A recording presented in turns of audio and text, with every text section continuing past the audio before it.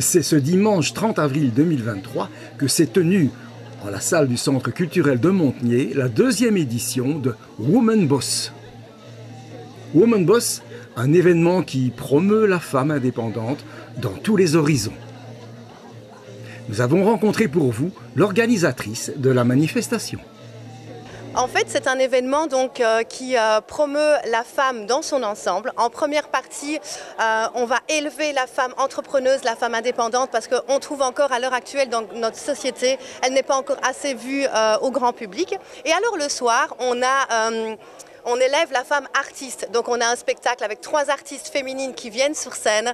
Donc voilà, je suis hyper fière de toutes ces super nanas qui sont là et voilà, ça me rend même toute chose. Alors c'est une première et dites-moi un peu comment avez-vous fait pour contacter tout le monde, pour avoir autant de monde?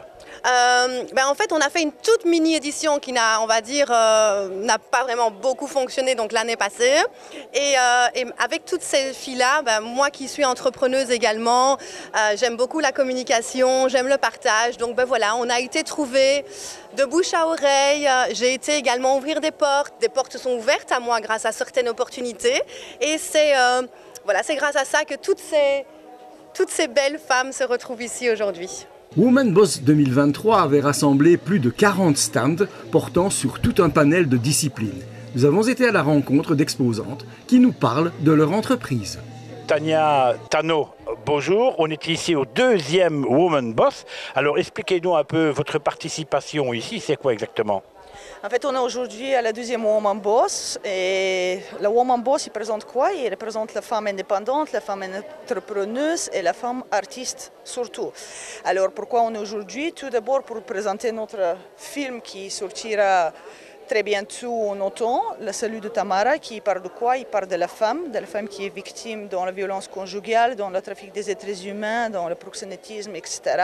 Et aussi on présente notre nouvelle création de notre production, Tamara Production, qui fait des réalisations vidéo, publicitaires, des photos de mariage et tous les événements. Et pour ça, on fait cette exposition aujourd'hui, surtout aussi pour trouver de nouvelles collaborations avec toutes les femmes, parce que notre but, c'est aussi d'être unis entre femmes. Et c'est ça aussi la devise de la Woman Boss, être unis entre femmes, entre entrepreneuses. Et pour ça, on est ici aujourd'hui. Alors Tano, votre travail aujourd'hui, c'est quoi exactement? Eh bien, moi, je suis le compagnon de Tania. Je suis également réalisateur avec elle du film Le Salut Tamara et aussi de l'entreprise Tamara Production. Et, aussi, Tania va filmer ce soir. Je vais aussi faire un petit reportage à l'occasion. Et voilà, que dire de plus? Alors justement, le film, on pourra espérer le voir quand? En automne, comme Tania l'a dit. En automne. On n'a pas encore de date précise, mais en automne. Ouais. Il sera diffusé dans plusieurs endroits. D'abord, on va commencer avec les cinémas et puis ça sera trouvé aussi sur notre site qui est en train de se créer, sur des festivals. Voilà. On va donner toutes les informations dès qu'on a les dates.